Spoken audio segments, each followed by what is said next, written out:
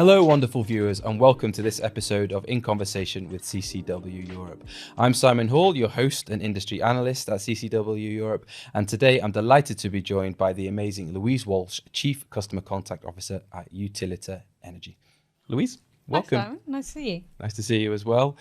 To kick off this conversation then, let's do some intros. You've been at Utilita since 2011, beginning as a customer services advisor before moving up through the organization across different functions, and today you're the Chief Customer Contact Officer. So can you just unpack your professional background for us and tell us a little bit more about the work you're doing in your current role? Yeah, absolutely. It's quite a lot to unpack, I guess. When I started, we were a much smaller organisation. We had about 25,000 customers, and I was one of 6 customer service agents. If you take where we are today, that's close to 400, and we've got 830,000 customers.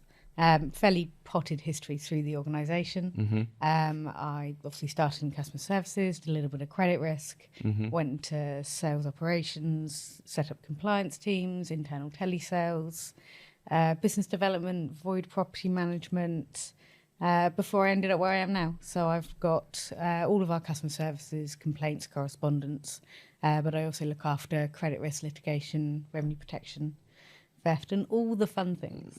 All the fun things indeed. Quite a journey. Yeah. Now, Utilita Energy, a challenger brand, a disruptor, an innovator. You're the first energy supplier to install smart meters, I believe, in 2005. So tell us what it's like to work in the customer contact space at a company that is looking to unsettle the status quo and, take on some established brand names like British Gas, Scottish Power, EDF Energy, etc. I think we're quite proud of our status as a disruptor. As you said, we installed the first smart metering, mainly because we were set up to look after prepaid customers. Our CEO, Bill Bullen, kind of identified that prepaid customers were having a fairly rough time of it, specifically on legacy metering. Yeah. And smart metering has such a huge impact on these customers, not only the data that we can see to make sure we're looking after our customers properly, but not having to go to the meter knowing you're not going to run out of energy overnight, because smart meters have something called friendly credit. So pretty much our customers don't go off supply after 2 o'clock in the afternoon and before 10 o'clock in the morning. So actually it's really nice to be able to disrupt the energy industry. I think there's this perception that prepaid customers are generally less engaged. They tend to be the lowest social demographics. But actually, they are the most engaged in energy. And what we've done through things like our technology with our app is give customers the ability to see their energy usage, to be able to self-serve a lot of things that they'd want to speak to us about. And certainly prepaid customers are more likely to contact their energy supplier. So if you compare it to a credit customer, prepaid customers are 17 times more likely to get in contact. So while we have circa 80,000 credit customers, predominantly we are prepay, we're around 92% smart installed, which lets us help these customers in a more intuitive way. But it does mean that we get a lot of contact from our customers, to the tune of probably around 12 million contacts a year. Wow. It keeps me out of trouble. Nicely put. We'll dive into the engagement and the technology factor in a little while. But first, I just want to dive into how you distinguish yourselves in the industry from a customer service perspective, because energy is energy, right? Regardless of whom you pay to get it, the product is always the same. So the differentiation comes from cost or the levels of customer service you provide, or both. So with that, what are some of the customer-facing strategies that you use to really stand out against your competition? Price isn't really something you can differentiate on anymore. With the price caps that were introduced, prepay is actually now going to be one of the cheapest ways to pay, cheaper even than direct debit. So you can't distinguish yourself necessarily on price without operating a loss-making business. And Ofgem announced today that actually they're extending the ban on acquisition tariffs for a further year to make sure we don't end up in the situation we were in a few years ago when so many suppliers went under because their tariffs weren't sustainable. So solely customer service then? Yeah, absolutely. It's all on customer services. And actually, if you look at the utilities energy in general, their NPS scores generally run at an average of 0.10, minus 10.8. So it's a really low kind of bar across utilities. Yeah. We're really proud of it. Our NPS score for February was at plus 43. Over the entire winter period, it was plus 41. And a lot of that is through the way we train our agents and actually the metrics and targets we give our agents. So many times in contact centres, you'll see you need to do 6 calls an hour, you need to have your average handle time at less than 10 minutes. Yeah. We don't do any of that. What we focus on is first call resolution and actually enabling our agents to make sure, A, they're skilled to do whatever the customer needs them to do, so we're not having to do the internal transfer piece. Yeah. But also making sure they're empowered themselves to take decisions that are right for the customer. It's very much a customer first mantra. Can we fix this on the first call? I don't care if my agent's on the phone for 2 hours if the customer gets the right outcome. Get it done. Yeah. Exactly, because you see so many, if you look in the industry, 28% of calls generally that come into a contact centre are repeat calls. That means that we failed somewhere along the line. Yeah. So focus on actually getting that right from the outset, but also focus on giving customers the ability to help themselves. Yeah. A lot of people, it's an odd thing to say, I guess, in the industry I work in. If I'm dealing with anyone customer service with a different company, I don't want to have to be on the phone. Let me do it myself. Sure, yeah. I don't want to have to pick up the phone. I want to be able to do it through a chatbot or live chat or through an app. And actually, that's what we've been doing. When the EB scheme came out last year, the £400 onto the bills, actually, we were told we had to put it onto the electric meter. Now, through the meter, most customers want that on their gas. Yeah. So very quickly, within about 7 weeks, we spun up a development team to provide that functionality to the app. So customers can now move credit from one meter to the other without having to call us, and that saved us 18,000 calls in a 6-week period. It's a lot of calls. It is a lot of calls, but it's about giving them that technology. Yeah. The other big thing we have in our app is something called Power Up. So as an energy supplier, we have to provide what we call additional support credits to keep our customers on supply if they can't top up. Our Power Up function was introduced in 2017, and we do around 150,000 of these support credits a month through our app alone, to the tune of about £4.5 million of support. So if you take this year, the year of 2023, we're at about £60 million worth of support that never gets spoken about. You listen to the British Gas and saying they've put £10 million into this fund here, but actually it's about what you're really doing for your customers and not what you're shouting about. For sure. We're just picking up on the communication piece then. The very nature of the industry and indeed your business dictates that your contact center must be always available across various channels, all at once, right? So how do you do that? How do you ensure your communication is fast, flexible and efficient around the clock? I have an incredible head of planning. I'm very fortunate. I have an incredible team from my director of customer services through to my head of planning and my head of service insights. So actually we can identify when customers want to speak to us most. You can provide live chat. We can understand what we need to do in terms of chat deflection. Ofgem's customer service standards last year, they're consulting at the minute on whether or not they should be available 24/7. We actually already run a 24/7 contact centre. Now, volumes are very low overnight because of our propensity of smart metering, but it does allow customers to contact should they wish to. Yeah.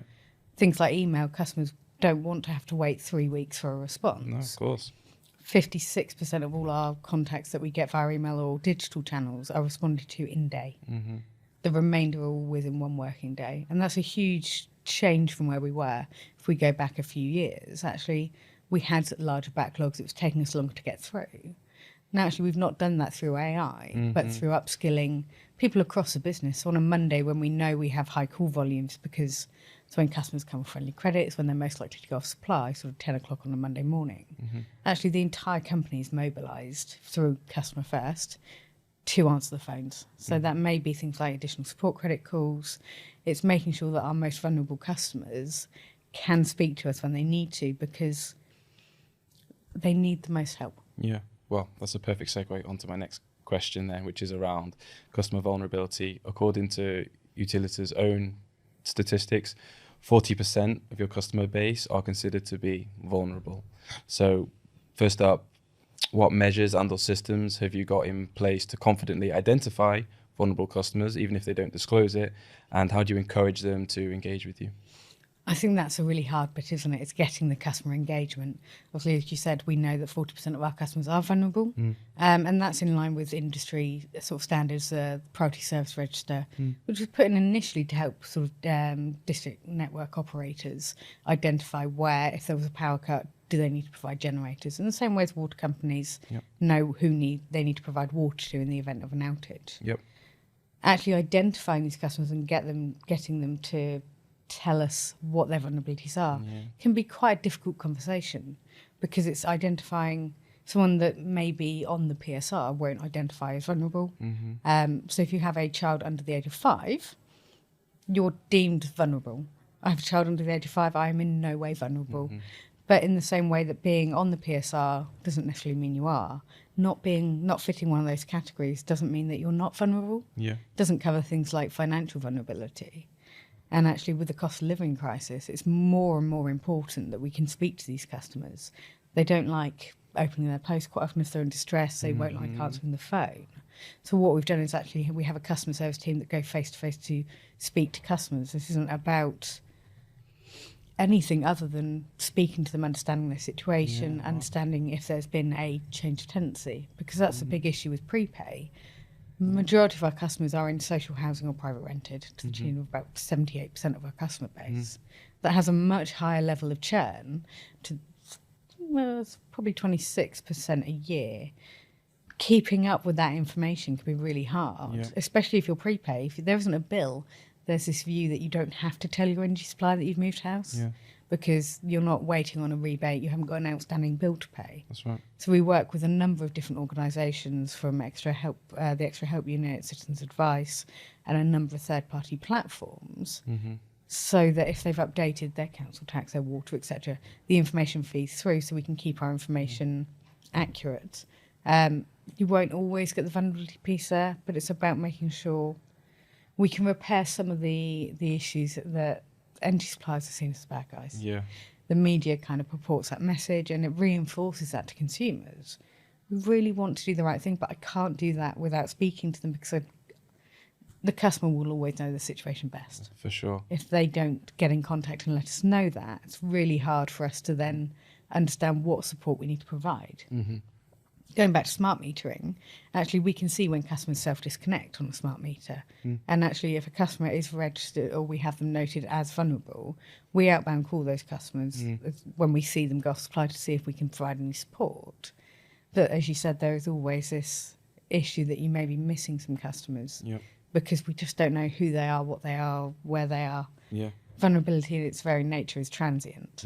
If you take the child under 5 example, actually that means your data could be out of date within sort of 9 months. And actually being heavily pregnant, having been there, is no fun at all. That's probably when I felt my most vulnerable.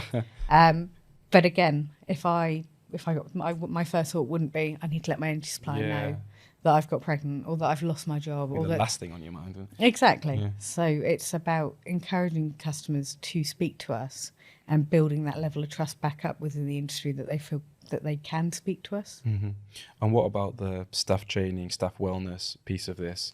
Oftentimes the agents in your contact centre will be the first point of contact that your vulnerable customers have with the organisation, and more often than not, I imagine the conversations will be extremely difficult, highly emotive. So how do you train your staff to deal with that and equip them with the tools that they might need? I think people forget through the cost of living crisis that they're struggling with their bills. My contact centre agents may be in the same boat. It doesn't discriminate, it impacts everyone. So it's making sure that we're providing support both in work and out of work. From a training perspective, we work with companies like Mind to make sure that we've got the relevant sort of mental health training in place, because some of these conversations are extremely emotive. I've been on the phone, so I remember them well. It's not your fault and the customers know that, but they need someone to vent to sort of take out their emotions on. So it's about making sure that we have mental health first aiders in every team. All of our team leaders, managers, all the way up, are trained to identify when agents may be struggling. And I think bringing agents back into the office more lets you identify that much more quickly. It's much easier for an agent, if you have a bad call and you're at home, to just hide away and not deal with the underlying issues, and actually that can build up. So it's about making sure that we are speaking to our agents regularly, making sure they've got the right training so they can deal with the customer's issues, but also identify when customers are really struggling and when we maybe need to maybe do a welfare visit. And again, one of our customer service agents found just to go and have a cup of tea. Quite often our customers will call us because they're not calling us because they want to chat, but actually once they're on the phone and you've kind of helped them through that situation, quite often they do want to stay on because the agents have got them to a place where they feel safe. Well, that's powerful, powerful stuff. And last question on this subject, and it's something you touched on before, and that is data. There are hefty fines and other penalties associated with failing to comply with certain protocols or guidelines associated with dealing with customers who are identified as being vulnerable. So, against that backdrop, how do you ensure that your data house is in order and that your data collection and management practices are well buttoned up? That's a big question. Yes, the license conditions around certainly looking after vulnerable customers, so SLC 26 and PSR. There's a license condition that governs everything, and if it doesn't fall into one of those, it will fall under SLC 0, which is treating customers fairly. Yep. A lot of that comes from understanding our customers. I think some of the face-to-face piece helps with that in terms of engaging with these customers that may be harder to reach. But actually, I think we're quite fortunate. Our CRM system is built in-house. So it's the same one we've kind of been using and refining over the last 20 years. But it means that we can react very quickly. We've got control over our databases. We understand what information we have. We have the right retention periods in place because you can't keep data forever. You can imagine the amount of data we have, certainly with smart metering. Yeah. If you're getting half hourly data from these meters and from customers, it's a huge amount of data. Yeah. I think the issue isn't necessarily how you look after it, though clearly that's a key one. It's what you do with the data that's the really powerful piece. Actually, it's about using it for the right reasons, using it to identify customers that we think are struggling. So we use it for things like self-rationing. Self-disconnection is nice and easy. I can see the meter's gone off. I can see that this customer is now without supply. Actually, what's more interesting to me is identifying things like self-rationing, where you can see they've dropped their energy usage, which is clearly based on a financial vulnerability, because they can't afford to keep it on. Yeah. And actually, we're doing a lot of work with sort of the warm home prescription, where doctors are now prescribing heat to customers because it has such an impact on health. Actually, if we can identify that customers are keeping their usage is too low for the size property based on what they've told us, actually, they're the customers you need to reach out and help. It's the people that are just getting by. There's a whole tranche of people that have struggled for a long time, but they're very adept now at dealing with that, the stress that comes with that. You've got the people that are absolutely fine and wouldn't notice if I took an extra payment or whatever happened. Yeah. The issue you've got is the kind of squeezed middle, the ones that are just starting to struggle and don't know where to turn to. And they're the customers that will start dropping their energy usage and having their homes that are too cold to keep them and their family safe. And what about the technology powering your operation? Louise, you mentioned there your in-house CRM system, but what are the main focus areas for you right now from a customer contact perspective and how you're looking to improve and enhance the service that you're offering your customers, vulnerable or not? I think there's a big focus, and it's the buzzword in across the world at the moment, is AI. I think too many people are focusing on customer-facing AI and not on the agent experience. Again, we have in our new initiatives team in our development space that are looking at how you can integrate AI, not in terms of responding to customers, but making the agent's life easier. So actually the categorization of all of the calls and communication we have coming in, making sure it's going to the right people, making sure you've got an omni-channel solution. So actually you have this full view of the customer. It shouldn't matter how they contact you. You can then allow customers to use their contact preference, their channel of choice. From an agent perspective, you want to make that seamless. A lot of these conversations are still very emotive and they want to speak to someone. A lot of our customers still want to do that. We do about 50,000 calls a week on a slow week. So it's a lot of calls, it's a lot of emotive conversations.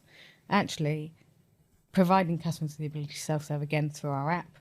A lot of the data at the moment is with SMETS 2, so the second generation of smart meters, comes to us via an adapter via the DCC, so a centralised service run by the government, which holds all this data. We don't necessarily have all the control over that, but it's about how we interpret that data. And again, it's how we feed it in and what information and data and technology we can provide to customers so they can help themselves. Things like using OCR to scan a meter serial so they're not having to try and read a tiny barcode, or the messages on a screen, giving customers the ability to, through their IHD, as opposed to having to go to the meter, to be able to see their balances, activate emergency credit, enter VEN codes if it hasn't gone onto the meter directly. Mm-hmm. All of these things are about making the journey more seamless for a customer, but isn't kind of the sexy term of AI as you see in the world around sort of GPT and Copilot and let's respond to every customer using AI. Yeah. These conversations are too emotional to do that. That's great if it's a thanks for your meter reading. That's not so great if it's a I'm really struggling, my house is freezing, Yeah. and I need some help. Yeah. And what is next on your journey, on your roadmap in terms of generative AI? Is there something, a product that you're looking to implement next? I think a lot of what we do is it's probably enhancements to what we have already. Okay. Our app has something called Smart Score, which basically takes a customer's energy usage and applies disaggregation profiles to say, we think you're using this on lighting, and actually this is how it compares to a house of a similar size. So actually this feeds quite nicely into the sort of sustainability journey and what we're doing with customers in terms of, as I said, prepaid customers are price sensitive. They're super engaged with their energy. Actually, you want them to understand where the cost is, where their energy is being used, and actually how they can reduce it in a way that keeps their house at a temperature that will keep them safe, but also doesn't leave people behind. I think prepaid customers are quite often forgotten in the road to net zero because so much of the focus is on the able to pay market.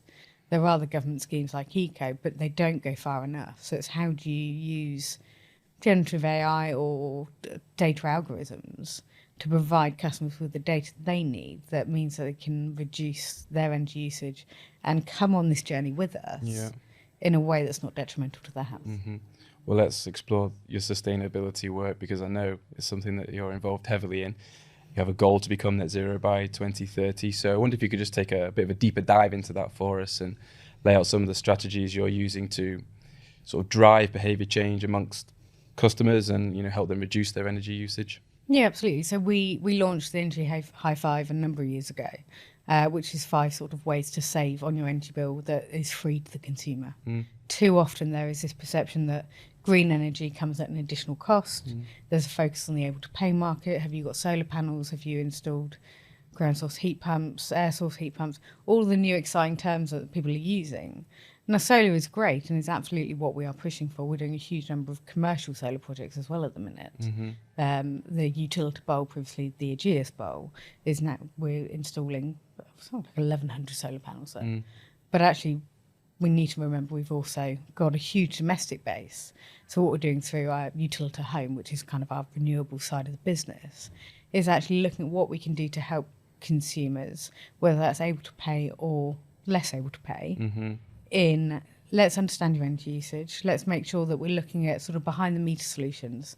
So it's not about exporting it to the grid. If you go back to 2012, the feed-in tariff was something like 40 pence a kilowatt hour, and they just deemed that 50% of everything you had was exported. A lot of people made a lot of money through that. That's not how it works anymore. And actually, most export tariffs, you're looking at 4, 5, 6 pence per kilowatt hour. If you look at what it costs to use energy under the price cap, you're looking at 65, 70p a kilowatt hour. So actually it's about how can we work with consumers so they're not exporting this out to the grid again and they're using it in their home, whether that's through battery storage. How can we bring these customers on a journey? And how do we work with housing associations, landlords, letting agents, where customers feel they have less control because they're in a rented property? That's where we need to do a lot of work.